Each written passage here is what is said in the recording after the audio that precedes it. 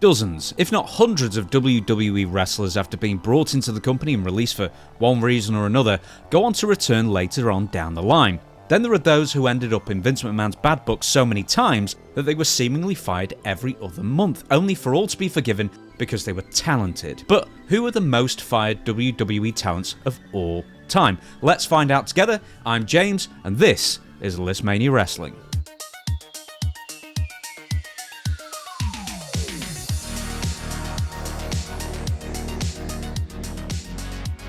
Right, now we have to be careful with the word fired here. Specifically, we are looking at wrestlers who were either let go or didn't have their contracts renewed. And because WWE, along with every other major US wrestling organisation, hires wrestlers on an independent contractor basis, so turnover can be shockingly high, let's say. All the wrestlers on this list have been fired at least 5 times by WWE, so let's get started.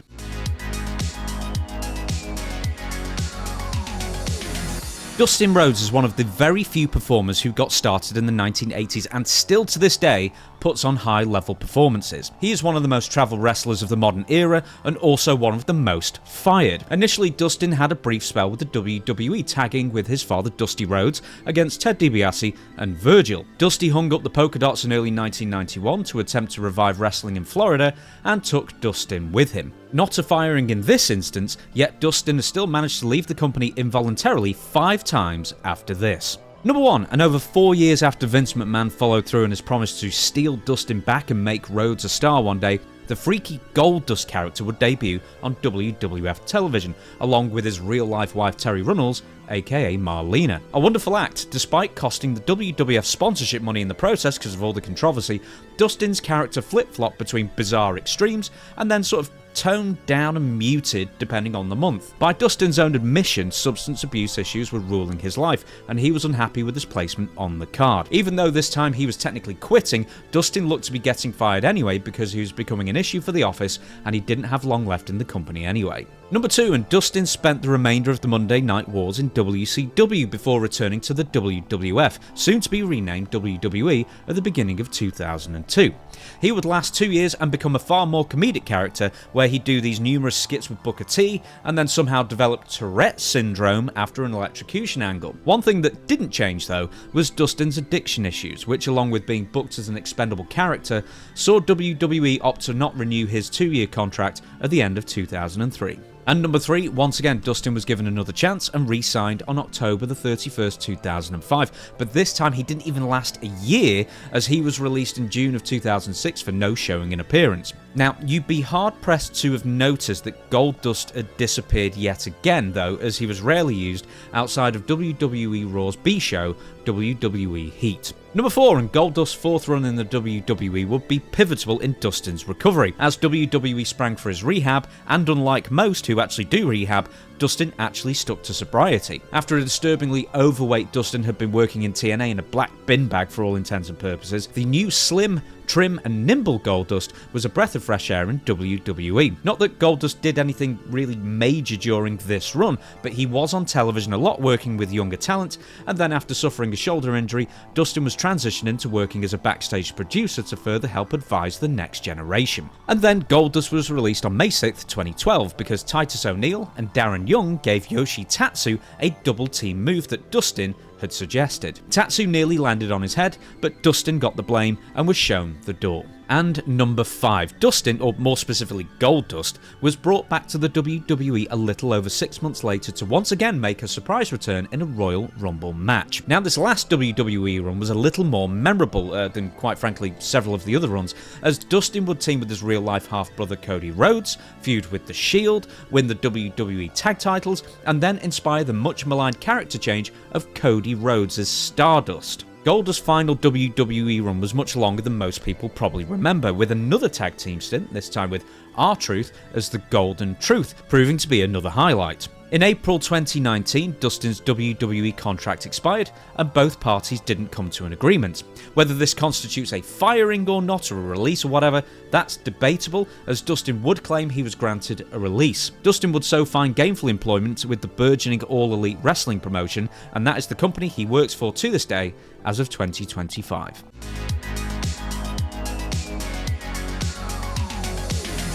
Jim the Anvil Neidhart with 6 firings, and let's get to the first one. Surprisingly, Neidhart made it nearly 7 years in the WWF without being fired once.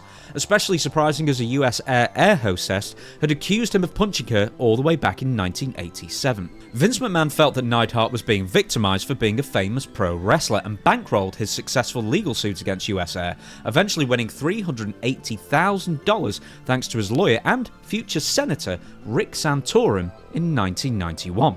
Neidhart's name was already considered for release back in 1990, and a number of big names at the time. This is One Man Gang, Honky Tonk Man, Greg Valentine, Demolition Axe, and Bad News Brown were among 17 names actually cut from the company. The Hart Foundation, that's Jim Neidhart and Bret Hart, had a tape match losing their WWF Tag Team titles to The Rockers, Shawn Michaels and Marty Jannetty, in late October, but it was never broadcast as the bottom rope broke and the lengthy 2 out of 3 falls match wasn't fit for television. After Vince McMahon decided to keep Jim around due to the fact that the US Air lawsuit Vince had personally bankrolled hadn't paid out at this point, Jim not only got to keep his job, but also the WWF Tag Team titles as well. The title change was also reversed despite the Rockers actually defending the belts on a number of house shows in the interim. Fast forward a year or so and the far more wealthy Neidhart decided to not pay Vince McMahon any of the money he loaned to him, eventually leading to his curt dismissal. Well, actually, Neidhart had refused to take an unexpected drug test and then refused to wrestle the new team of the Beverly Brothers, and he wouldn't pay Vince McMahon his money back. Jim's reaction to deservedly being released was not one of holding his hands up and admitting fault. He instead picked up a television monitor and shot-putted it towards backstage agent Chief Jay Strongbow. Strongbow avoided it, clearing the TV monitor's path to its eventual destination, the leg of a WWF television director. And the second firing, after a couple of years rattling around the indies as well as WCW, ECW and New Japan, Jim Neidhart rolled very well and the pair made a good team, just like they did back in 1992 for the brief time they donned baggy pants and called themselves the New Foundation. Well, that lasted about 6 months until Neidhart, who had a history of substance abuse issues, just stopped turning up to events he was advertised on at the end of 1994. Gone again. Number 3, constantly in demand around the world, Neidhart also completed his 3rd stint, if you can believe this, in ECW, and even appeared on the card for the sequel to the Inoki-promoted North Korean Peace Festival that was held in Los Angeles that was, incidentally, a total bomb. That's what you get for not living in a totalitarian state with forced attendance. Anyway, Neidhart returned to the WWF yet again, but not as Jim the Anvil Neidhart. This time, he was put under a mask, stuffed into skimpy trunks, and renamed Who. Who? Yes, Who. Not Doctor Who or Cindy Lou Who, not the World Health Organization, just Who. Cue worn out 90-year-old Who's on first routines from the commentators. The announcers somehow couldn't figure out who was, despite the fact that Jim had a rather, let's call it, unique physique, not possessed by anybody else in wrestling, or on Earth. He was let go again after 2 months. Now, number 4, Neidhart wouldn't be gone too long, as less than 1 year later, Bret, Owen and the British Bulldog were looking to shore up their ranks in the absolutely peerless Hart Foundation faction. Brian Pillman, who was also a member, still couldn't wrestle due to a severely broken ankle, and Bret was the WWF champion, so basically they needed somebody to get pinned in multi-man matches, and that is where Jim Neidhart came into his own. In the lead up to the SummerSlam 1997 pay-per-view, all of the Hart Foundation members put something on the line beyond their WWF Championship belts if they lost. Bret promised to never wrestle in the United States.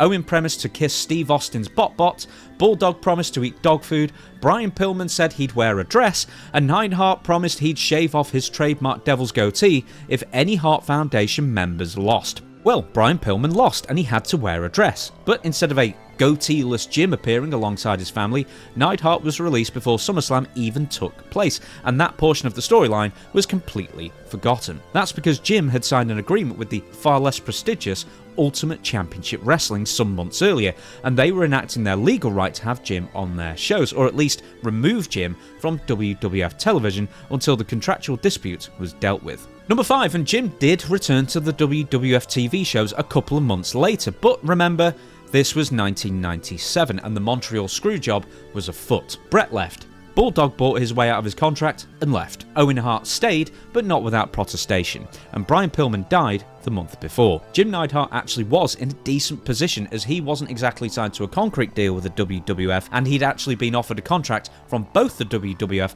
and WCW at the same time. Neidhart surprisingly stuck it out with the WWF and wrestled with the company for nearly a month after the Survivor Series 1997 incident. He was even briefly a member of D-Generation X before Shawn Michaels, Triple H, and Chyna double-crossed him and sent him packing. Humiliated on television, then beaten by Triple H in 2 minutes 30 the following Raw, the WWF suddenly saw no need to keep Neidhart around and sent him on his way to WCW, where he became the company's second worst wrestler, largely due to the Herculean efforts of Mongo McMichael.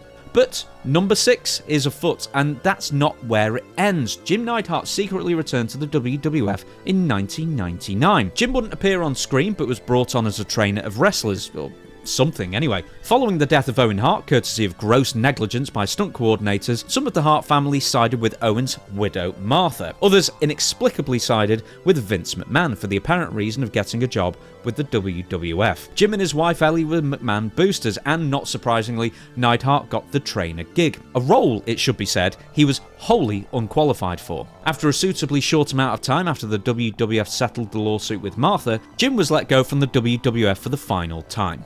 He would make occasional appearances on WWE television and on WWE Divas, and Jim would eventually be posthumously inducted into the WWE Hall of Fame as part of the Hart Foundation tag team along with Bret Hart.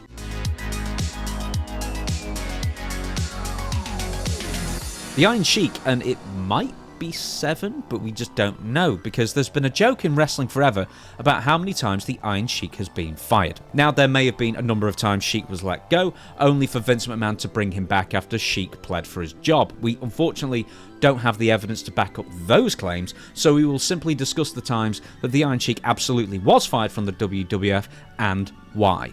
Number 1, and long-time fans might remember that the Iron Sheik had a run with the WWF between 1979 and 1980, but the first major run, and the stint Sheiky Baby is best remembered for, began in 1983. Sheik defeats Bob Backlund for the WWF title, then loses it to Hulk Hogan. Then he continues to be one of the most memorable characters on WWF television, proclaiming Iran #1, Hok Tue to the USA, etc. A feud with All-American flag-waving hacksaw Jim Duggan in 1987 was a natural fit, but the one thing on-screen rivals were not meant to do back in the old days was interact with each other in public, let alone share a car. The Iron Sheik was stranded one day and needed a lift, and although Duggan didn't particularly care for the Sheik personally, Hacksaw wasn't going to leave a fellow performer by the side of the road either. When a cop pulled them over, not only were the supposed hated rivals cavorting together, they were also caught in possession of various narcotics, mostly Sheikies in fairness. Boozing Bozos was the newspaper headline, and both men were immediately fired. Duggan was brought back almost immediately, whereas records show that Sheik was brought back for a single shot the next month wrestling Dick Slater before not being brought back. This is a misprint, and he did not make this brief return, so just the one firing there. Number 2, while that Dick Murdoch match didn't actually happen, or Dick Slater or whoever it might have been, Sheik was brought to the WWF to wrestle on the WWF's tour of Europe on October 1987. Then he wasn't brought back until the next year. Firings number 3 and 4, competing in the dying Von Erich territory and the soon-to-be dying Puerto Rico territory thanks to the Bruiser Brody Invader #1 murder, the Iron Sheik would in fact come back to the WWF in February 1988, and then he'd be gone again the next month. He never came back on TV, by the way, he merely competed on the untelevised house show loop. Sheiky would return to the WWF television later that July, but would be gone again by August after only a handful of appearances. WCW would then bring the Sheik in 1989 for a reported $125,000 per year deal, a booking made by George Scott, who was still stuck somewhere in the 1970s in regards to his talent bookings. Sheik was so drug-addled and broken down by this point that WCW gave up on booking him and allowed Sheik to sit home for so long that they forgot he was on the WCW payroll. When his 12-month contract was allowed to roll over, Sheik got paid another year to stink up WCW rings until they sent him back home again. Number 5, and the Iron Sheik, for the oddest of reasons, was now no longer the Iron Sheik upon his WWF return,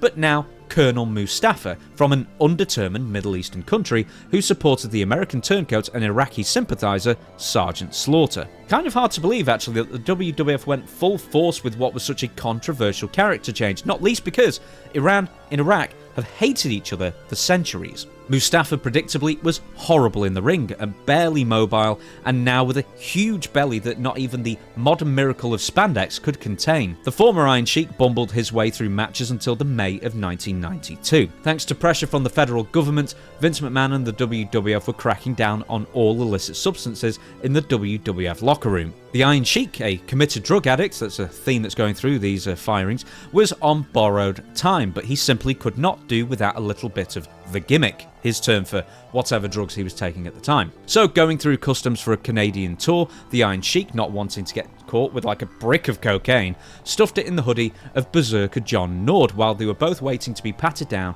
by border security. Nord knocked out the Sheik for that one, and unsurprisingly, as Sheik had also recently failed yet another drug test, was fired from the WWF yet again. When asking Vince McMahon why certain other specific wrestlers hadn't failed their drug tests, the Sheik innocently offered up that they were all with him when they were getting high. Number 6, and another year, another failed drug test. The Iron Sheik, now struggling to walk, was now acting as a manager for the man who would play Rikishi in the future, the Sultan. It was a crappy gimmick, and the Iron Sheik wasn't really much of a manager anyway, apart from, kind of being a colourful presence and waving a flag. Anyway, the point is that managers apparently got tested as well, and he spectacularly failed said medicine test, as he would put it. Now, the WWF was no longer doing routine drug testing at this point, only testing certain likely candidates as a pretext to fire them or sometimes send them to rehab. Sheik fell into the former category, and he was released. One of the true characters not only in wrestling but also in life, the Iron Sheik was inducted into the WWE Hall of Fame, as well as into ListMania's Hall of Fame as one of the most fire performers in WWE history.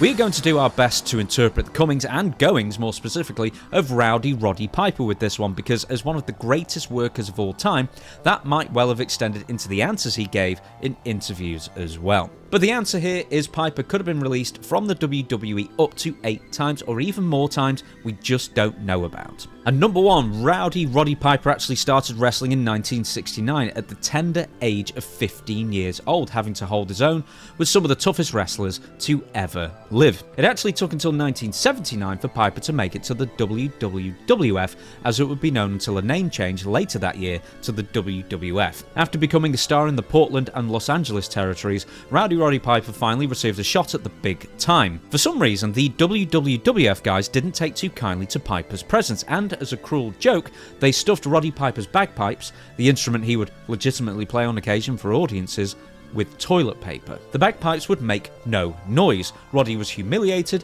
and he was immediately given the old "this isn't working out, kid" from Vince McMahon Sr. speech before tucking tail and heading back to Portland, Oregon. Roddy would make a few more televised appearances for the WWF in 1979. This was some months after the initial humiliation, but that led to absolutely nothing. Now, if you want to call that a release, then we will leave that one up to you. Number 3, and Roddy Piper returned to the WWF at the beginning of 1984, wiser, more bitter, more angry, and with a point to prove. And prove it Piper did. Piper immediately catapulted himself up the card to become the WWF's top drawing heel.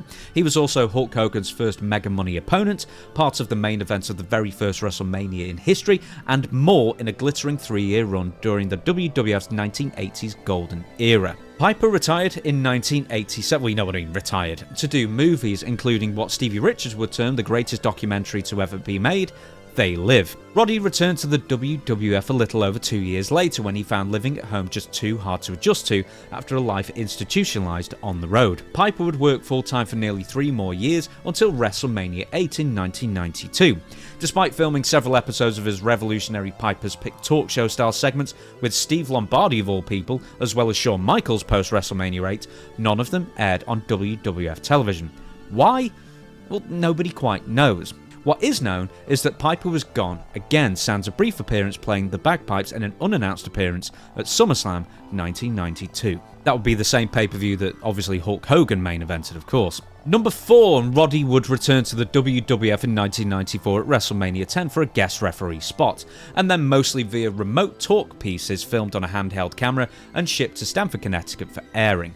Piper had recently got back involved in making films, as well as briefly attempting a singing career, and Piper was therefore unable to turn up to WWF television, as Vince McMahon would have probably liked, to promote his upcoming King of the Ring pay-per-view match with Jerry Lawler. The segments, called The Bottom Line, were fairly ahead of their time, but ended shortly after the Lawler feud concluded. Once again, Roddy Piper was nowhere to be seen. But number 5, Piper would return to the WWF for what was thought to be a one-off guest referee spot at WrestleMania 11. Then, unbeknown to most fans, he would start providing additional commentary on some of the WWF's 1995 pay-per-view replays in order to entice late buys. That obviously didn't work, and Piper once again disappeared to continue making action B-movies with the likes of Andrew Dice Clay, Sonny Chiba, and the guy who played Apophis in Stargate SG-1. Number 6, and at the beginning of 1996, Roddy Piper would take over longtime on-screen WWF President Jack Tunney in a storyline that saw Piper engage in a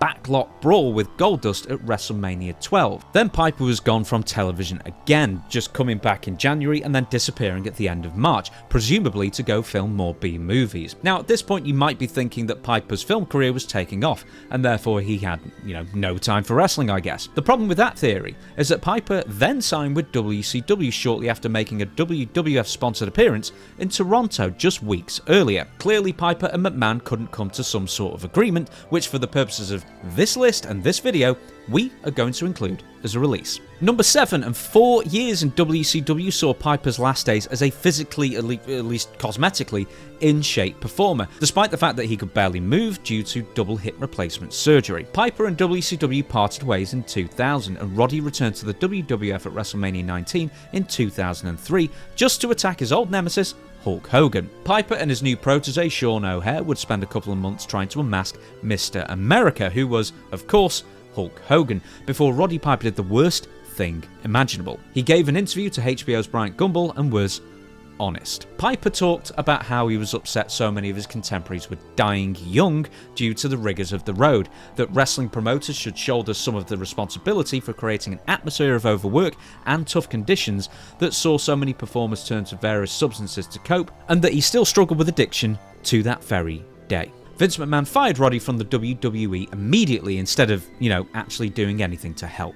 And number 8, Roddy would float around the wrestling landscape for a few years, most notably in TNA, before being welcomed back to the WWE. In WWE, Roddy would once again conduct occasional interviews under the Piper's Pit banner once again. Piper would even get back in the ring to wrestle and, with Ric Flair, briefly win the WWE Tag Team titles for a fun, nostalgic run. Although way past his prime at this point, Piper was scheduled to defend the titles until December, but after suffering intense pain in his spine, he ended up going for disc surgery, leaving the tour early. While being operated on, the surgeons noticed a massive tissue near his spine, which would turn out to be Hodgkin's lymphoma, which would keep him out of the ring for a good long period. Piper would do a few short matches in the next few years and remain an ambassador for WWE through their WWE's Legends deals they offered to long-time employees in good standing with the company. That all came to a crashing stop right before Roddy died in 2015, after he, on his aptly named Piper's Pit podcast, had comedian and impressionist Will Sasso on as a guest. Sasso would do numerous impressions of Stone Cold Steve Austin, and in turn,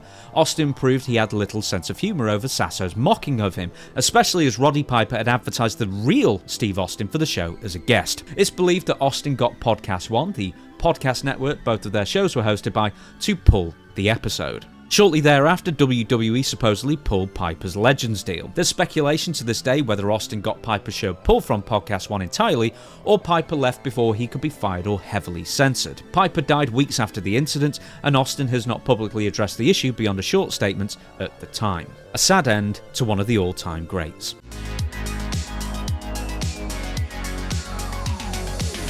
And the king of the verified firings, Marty Jannetty, with 9. Number 1, after being challenged to party hard by Jimmy Jack Funk, Shawn Michaels broke a bottle over his head and walked off. Vince McMahon caught wind of this, and coupled with their bad reputation and locker rooms seeing them as a threat and being unhappy with their presence, they were fired after just 2 weeks in the WWF. Number 2, and Marty's only explanation is that he was doing too much cocaine during a European tour. Bret Hart suggested they were tearing up a hotel room, including smashing chandeliers, because Marty couldn't get a good connection on a phone call to his ailing father. Rumours of the Rockers spiking women's drinks and such at the time have also been asserted. They were rehired 1 day later, and that's because apparently, allegedly, Pat Patterson had a crush on them. Number 3, after Marty and Shawn split up on and off screen, Jannetty scuppered the upcoming feud with his Rocker tag team partner by immediately getting arrested for possession and fighting with nightclub security in Tampa. Marty was sentenced to house arrest, and with that, he was fired from the WWF for the 3rd time. Number 4, and between passing out in the locker rooms and being belligerent to WWF agents and then putting on an underwhelming match with Shawn Michaels at the Royal Rumble 1993 pay-per-view, Vince McMahon had all the ammunition he needed to fire Marty once more, especially when Shawn, who had also passed out from somas the night before, blamed Jannetty for being high during the match. Number 5, and thanks to Mr. Perfect Kurt Hennig setting the record straight about who was to blame for the Royal Rumble match debacle, it was equally, if not more so, Shawn Michaels' fault.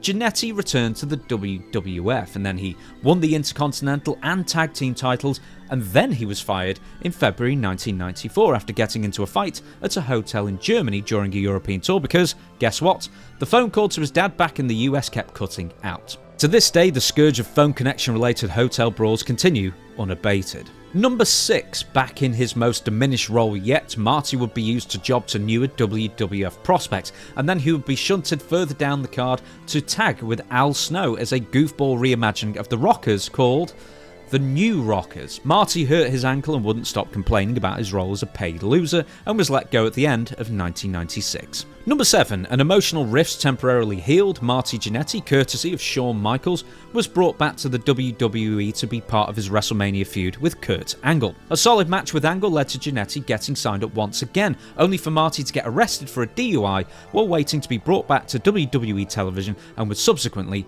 canned. Number 8, this time Marty was rehired while still under house arrest in February 2006. Marty briefly appeared on WWE television interacting with, among others, Vince McMahon himself. Almost immediately, Jannetty failed a court-mandated drug test, meaning he couldn't leave the state of Georgia, and therefore Jannetty's planned heel turn on Shawn Michaels, just like his WWE contract, was cancelled outright. Number 9, and WWE rehired Marty yet again in September of 2006 to be a player coach for WWE's ECW brand, yet he immediately went AWOL and never turned up to a single show. Despite protestations from Marty, Jim Ross, who was the WWE Executive Vice President of Talent Relations, etc., confirmed he was fired. Apparently, Marty once again had a court order preventing him from leaving the state, this time Florida. Marty would actually wrestle on WWE Raw 2 more times in 2007 and 2009, but by that point nobody cared. Marty had lost most of his in-ring ability due to age, because he was nearly 50 at the time,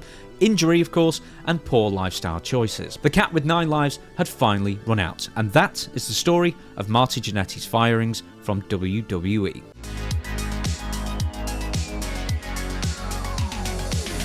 But that's not where the story ends. Captain Lou Albano was fired innumerable times. The reason why the quick-witted, sharp-tongued Captain Lou Albano wins this ListMania Most Fired list is because we cannot actually even hazard a guess as to how many times he was actually fired, because he would invariably be rehired the next day. Lou Albano's issue was that he was often drunk, as in, like, near blind blackout drunk. If the locker room was quiet, somebody would hand a bottle of vodka to Captain Lou, and then throughout the evening he would get more lively, so to speak. After the Madison Square Garden shows that were held every 3 weeks, Lou and others within the inner WWF circle would sit down to eat in a fancy restaurant with promoter Vince McMahon Sr. and his son Vince McMahon Jr. Lou, who had not let up from the imbibing he'd started that afternoon, would start screaming in their faces, calling them Irish mother lovers and winky suckers and every other name under the sun, but not the child's version of it, I guess, that I just used. All the while the McMahons did their best to ignore the captain's verbal tirades.